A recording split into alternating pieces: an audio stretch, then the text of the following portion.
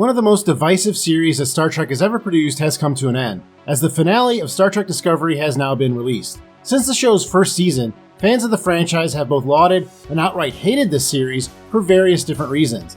I myself have always tried to give Star Trek Discovery a chance, and while I have enjoyed some episodes and new characters, I have also been disappointed by the show's inability to complete a season-long storyline in a satisfying way. And I have to say, I think the tradition holds true for this final season as well. But there were things that I did like about the finale and the series as a whole.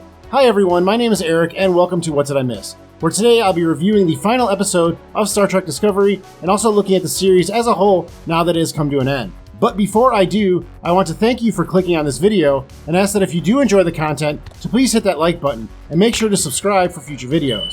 So I'm going to break this review into two parts. First, I'm going to review the finale and the final season, and then I will give you my view on what I think of Star Trek Discovery compared to the other Star Trek series. In this finale, the crew are forced to fight off the Breen at two different locations, while Burnham and Mull fight one another within a space-time portal. Burnham eventually meets one of the progenitors, and they relay the secret of how to create life to her. However, when Burnham returns to the Discovery, she decides that the information is too great for anyone to have, and they jettison it back into space in the event horizon of a wormhole.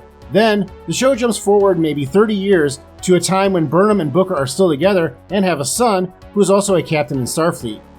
The epilogue is basically there to set up the events of the short trek named Calypso, as an older Burnham takes the USS Discovery, which has been refit to the configuration it was before they jumped to the 32nd century, out into space to be found later.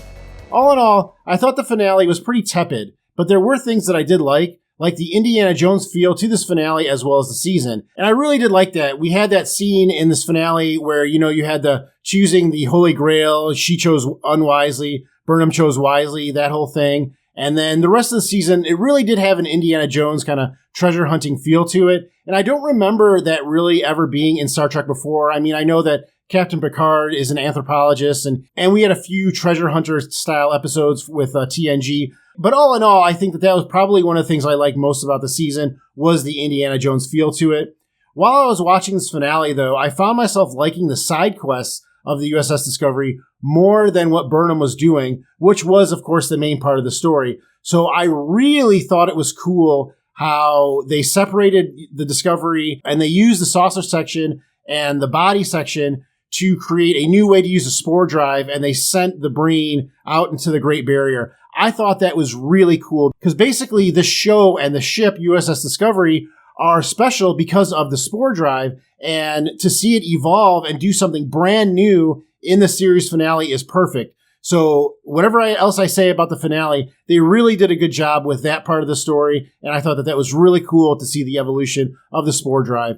A character that also has had a lot of evolution since the beginning of the series is Saru, and I really liked his scenes in the finale, especially that line he has about now he's a predator and not prey. He was definitely the inverse of that when we first met him, and to see him, do a 180 and become the character he is now, and to get married and stuff like that at the end of the episode, I really like what they did with Saru. So as far as those two things, those are my two favorite things about the finale, and I think that the way they handled them was really smart. But I also think that it was a mistake to have Burnham throw away the progenitor's technology because it makes the season meaningless. If you just throw away the thing that you've been looking for 10 episodes and done all this stuff, then what was the purpose of doing it, And really, if you think about it, this was the same choice that Captain Picard made in that episode of TNG when he met the progenitors. I don't remember the name of the episode right now, but it works out that this whole season of Discovery is basically what happened in one episode of The Next Generation, which is not good. I mean, you don't want to be able to scale back 10 episodes down to one episode of a series that came out, 20 years ago or more than 20 years ago. So I think that was a big mistake to have her just throw away the technology to create life. And the fact that she says that it's too great for one person to have, I don't think really holds water because we already have this technology. The Genesis device exists. It existed 900 years before this. That was the device that was used in Star Trek II. And we also saw it in the final season of Star Trek Picard. So we know that Starfleet still has it somewhere. And that wasn't some ancient technology. Federation scientists created that. So to say that, we can't keep the power to create life because it's too great, they already discovered it 900 years ago. So why is it such a big deal now? I think that it was just a big mistake to have Burnham throw the technology away like that. Another thing that I did not like about the reveal at the end was that the progenitors are not the creators of this technology. They just found it at some point. So again, one of the purposes of this season was to find the race of aliens that created life across the universe. And we didn't even do that. We just found a link in a very long chain that goes back millions of years or whatever, which is kind of cool to think about. But that wasn't the point of the season. The point of the season was to find the alien race that created everything. And again, they didn't do that. So I think it hurts the finale, and I think it hurts the season as a whole. I did not mind the reveal that Kovich is Agent Daniels. The audience knows that he started out as an undercover agent on the NX-01 Enterprise, and I believe that he tells Captain Archer at one point that he did come from the USS Enterprise J.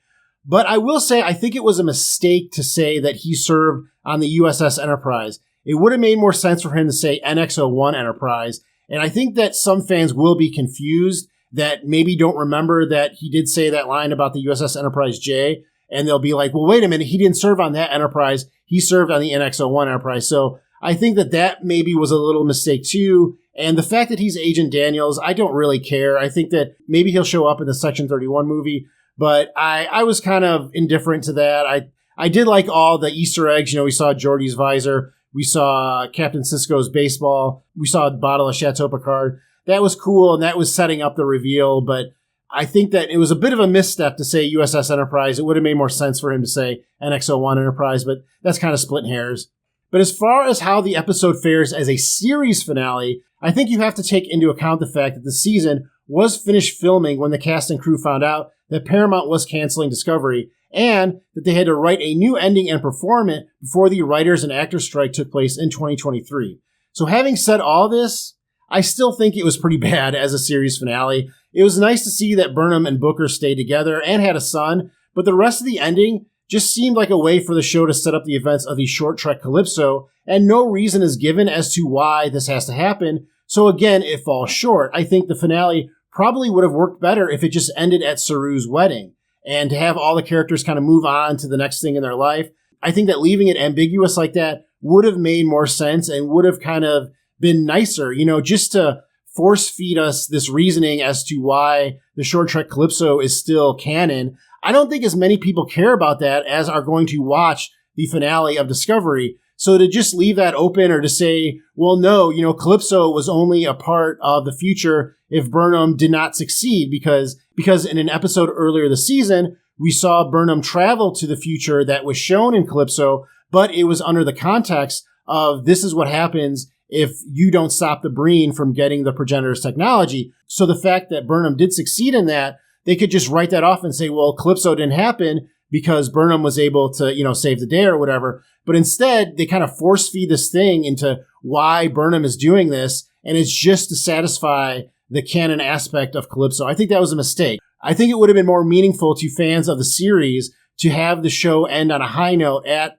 that wedding, and to just have Burnham and Booker reaffirm their love for each other and then move on and kind of leave that ambiguous. I think that would have been fine, and that would have made for a more satisfying finale.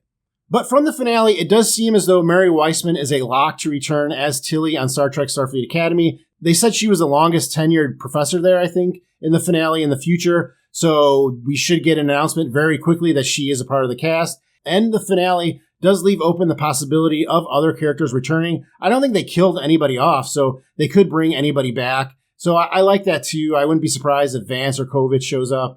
And of course, we are going to get more Tilly in Starfleet Academy for sure.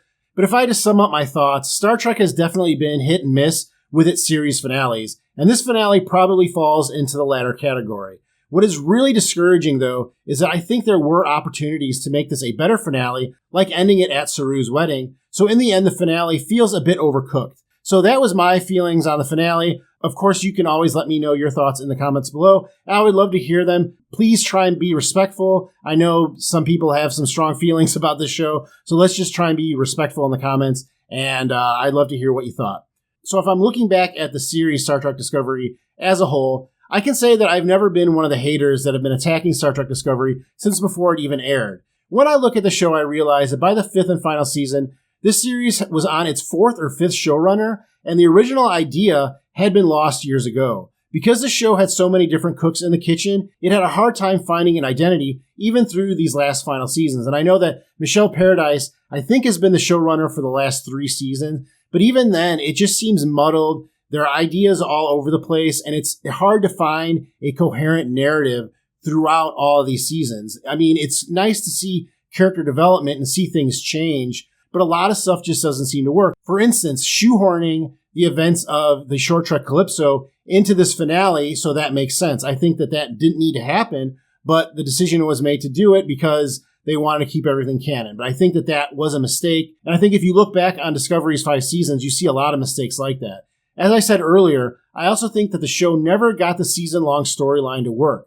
The closest was probably season 2, and that still stands as my favorite season of Star Trek Discovery. But by having the crew face off against a foe that can destroy the universe season after season after season, it really starts to lose its luster quickly. And then much like last season, even after the crew finish their mission, nothing changes. So it's almost like the point of each of these season-long adventures has been to find the friends you make along the way. And I think you can get away with that once. I think maybe you can do one season where, like I said, it's just, it's the adventure. It's not really the destination. But it seems like they've been doing that over and over again with Star Trek Discovery. And it just falls short for me. Like, especially in this season where they're searching for something all season and it's not the thing that they thought it was because the progenitors are not the creators of life.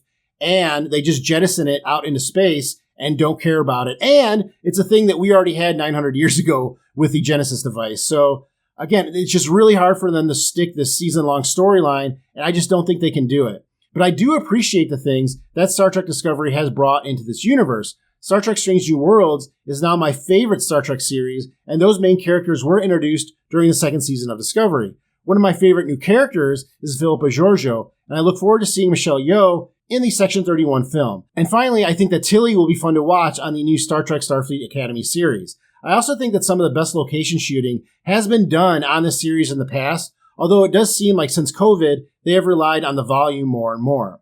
I also have to say that I never really got on board with the main character, Michael Burnham, and I think that is because I'm just not a fan of the actress who plays her, Sonequa Martin Green. I've talked about this in reviews before. I did not like her when she was on The Walking Dead, and I used to watch that show. And I don't like her here. I think that she's an actress that plays to the last row. There's not a lot of nuance in her performance. Everything is just like an exposed nerve. I think she maybe got better towards the last season, but all in all, I'm not a big fan of that character. And I understand that she's the main character on the series. And so it's hard to get on board when you have that kind of feeling about the main actor. So unfortunately, I have to say that this is my least favorite of any Star Trek series, although I will acknowledge that it hasn't been all bad all the time. I think the fact that so many people have been put in charge of the series over time has diluted it and made it into something it was not originally supposed to be. I also think that since the show moved to the 32nd century, it lost one of the things that made it interesting, which was that the audience was learning more about the time period before the original series, which now audiences can see on Strange New Worlds, and I think that is one of the reasons that show has become so popular. So again, let me know what you think of my review of the series in the comments below.